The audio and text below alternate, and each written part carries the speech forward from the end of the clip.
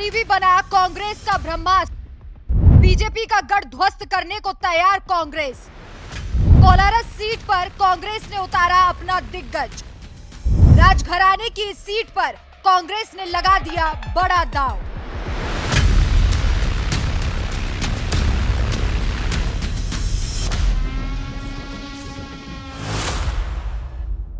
साल 2020 में ज्योतिरादित्य सिंधिया ने कांग्रेस का दामन छोड़कर बीजेपी की राह पकड़ ली। उनके साथ महाराज के समर्थकों ने भी बीजेपी ज्वाइन कर ली थी। लेकिन कहते हैं कि सुबह का भटका अगर शाम को वापस आ जाए तो उसे भूला नहीं कहा जाता। उस वक्त सिंधिया की बातों से प्रभावित होकर जो समर्थक बीजेपी में गए थे, वो महाराज और भाजपा के अहंकार से परेशान होकर वापस कांग्रेस में आ चुके हैं। उन्हीं समर्थकों में से एक है बैजनाथ यादव,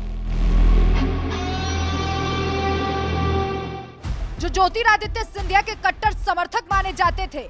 उन्होंने विधानसभा चुनाव से ठीक पहले सिंधिया और पार्टी से किनारा करते हुए कांग्रेस में घर वापसी कर ली थी। 14 जून को मध्य प्रदेश के पूर्व सीएम कमलनाथ की मौजूदगी में बैजनाथ ने अपने करीबियों के साथ कांग्रेस ज्वाइन की और कम से कम 400 गाड़ियों के काफिले के साथ शक्ति प्रदर्शन भी किया। अब कांग्रेस ने उन्हें विधानसभा चुनाव में अपना उम्मीदवार बना लिया है ताकि बीजेपी को वो पटखनी दे सके। कांग्रेस ने बैजनाथ यादव को कोलारस की सीट से उम्मीदवार बनाया है। कोलारस शिवपुरी की 5 विधानसभा सीटों में से प्रमुख सीट है। इस सीट पर ज्यादातर समय ग्वालियर राजघराने का दबदबा रहा। इस सीट से पहले राजमाता सिंधिया के उम्मीदवार को जीत मिली। उनके बेटे माधवराव सिंधिया और ज्योतिरादित्य सिंधिया सक्रिय हुए तो उनके उम्मीदवार को भी जीत नसीब हुई। इस सीट पर 6 बार कांग्रेस को जीत मिली तो वहीं 5 बार बीजेपी को जीत मिली है। इस सीट पर यादव समाज और धाकड़ समाज के वोटर्स बराबरी की संख्या में हैं।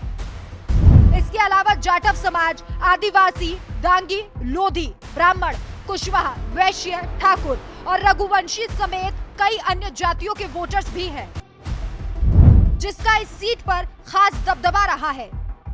सिंधिया के कट्टर समर्थक को टिकट देकर कांग्रेस ने इस मुकाबले को और दिलचस्प बना दिया है। बीते चुनावों पर अगर नजर डालें, साल 2018 में कोलारस सीट पर 13 उम्मीदवारों ने अपनी दावेदारी पेश की थी। उस वक्त मुकाबला त्रिकोणीय रहा था। बीजेपी के वीरेंद्र रघुवंशी को 72,450 वोट मिले तो कांग्रेस के महेंद्र राम सिंह यादव के खाते में 71,730 वोट आए।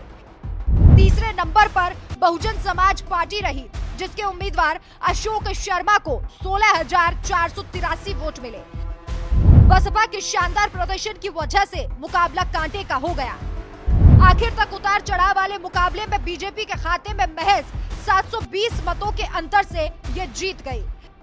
तब के चुनाव में कोलारस सीट पर कुल वोटर्स की संख्या 2,37,069 थी, जिसमें से 1,70,371 लोगों ने मतदान किया।